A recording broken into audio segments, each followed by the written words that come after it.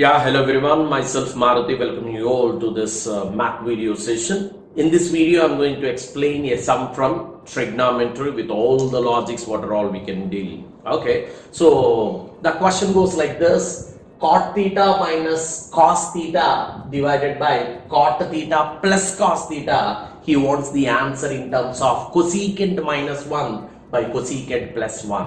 I repeat, see the question: cot theta minus cot theta plus cos, we need in terms of cosecant, only cosecant. Okay, means what you are able to, supposed to guess from the question is what is there in the question and what's there in the answer. That is what you are supposed to think on. Right, what is there in the question, what trig ratios are there in the question, and what trig ratios are there in the answer. If you check it out, cot and cos are the two trig ratios what are present in the question. Cot, right, cot A and cos A, these two are present in the question. Whereas in the answer, we are having cosecant. Okay. Now, how these cot and cos are related to the answer, that is cosecant. That is what we are supposed to. Point 1. As I said you earlier, to deal with the transform from the question to the answer and run here and there, these are the identities generally we use. Right, these are the square identities, these are the quotient identities. When do you use square identities? Means whenever we see to the power 2, to the power 3 or 6 or 8, if you see powers, we use square identities, right? But when there are no square identities, generally quotient identities are the familiar one which generally we use. Okay, now let's start thinking. As there are no squares, I am not planning to use square identities. I want to use quotient identities. Now cot and cosecant are there, and cos and cosecant are there. Now cot is not directly related with any cosecant with the help of quotient identity. So what we are planning, cot, I like to write it as cos by sine. Okay, so cot, I like to write it as cos by sine. Okay, and cos, however, okay, now cos is not directly related, but cos is related to 1 by secant. Right, from there onwards, I can go to the sine. It's up to us. So the main thing what we are dealing means cot, I like to write in terms of cos and sine. So why we are going? Why? Because if you reach sine, straight away from sine we can go to 1 by cosecant. That's my rule. From cot, I like to write in terms of cos and sine. After getting in terms of cos and sine, from sine, I like to cosecant. That is what? By using the multiplicative identities. What is the multiplicative identity? Sine theta into cosecant theta is equal to 1. That's the rule what we are going to use. Now, let's get back to this one. So, cot minus cos by cot plus cos is the given question. Now, what I said just now, I said given, I like to write as it is. Right, we start at cot theta minus cos theta by cot theta plus cos theta. Okay, we started there. Just now I said to you, let's convert cot in terms of its quotient identity. That is cos theta by sin theta. Of course, I don't want to change that. I like to be like that only. Cos whole divided by, again cot, I like to write it down, cos theta by sin theta. Of course, I don't want to change the cos. Why? Because I like to stay there for a second. Now, just to think on, right? Can I take the LCM there? Right? So, if there is no 1 at the denominator, it's nothing but 1. And if you don't have anything, it's nothing but 1 there. So, what I am planning, I like to take the LCM of these two, sine and 1. What's the LCM of sine and 1? It's nothing but sine theta. Okay, now what should be multiplied to sine to get again sine? 1 should be multiplied. That 1 into cos, it's nothing but cos theta Okay, cos theta, and what the sign there? Minus. Again, if there is nothing in the denominator, it's nothing but 1. 1, what should be multiplied to 1 to get sine? 1 into sine is equal to sine. So what should be multiplied? Sine.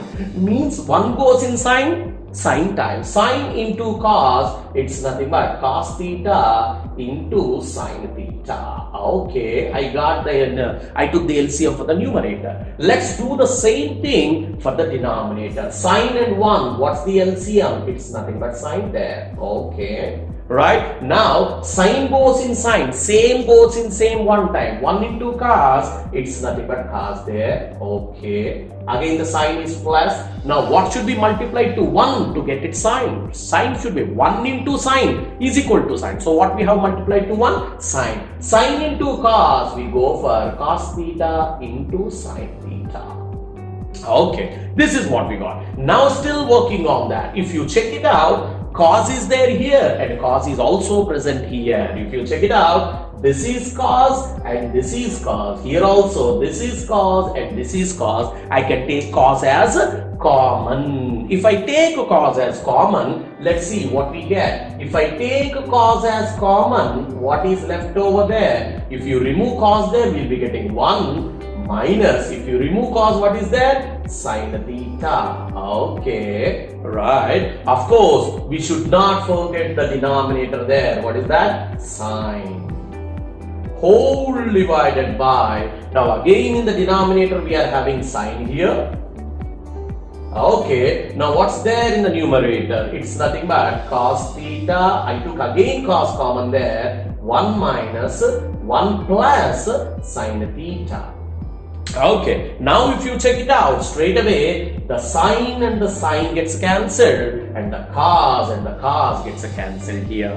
Right, after cancelling, what is left over there? So what is left over? 1 minus sine theta by what we are having? 1 plus sine theta. Just now I said to you, from cot let's go to sine. From sine there is a multiplicative identity, sine theta into cosecant theta is equal to 1. From there onwards we can go. So what I am doing, I am keeping the same 1 there, the minus there. Sine theta I am writing it as 1 by cosecant theta whole divided by 1 plus cosine theta I am writing it as 1 by cosecant theta. So you may ask me, how did you get? You can straight away write, since sine theta into cosecant theta is equal to 1, which we call it as multiplicative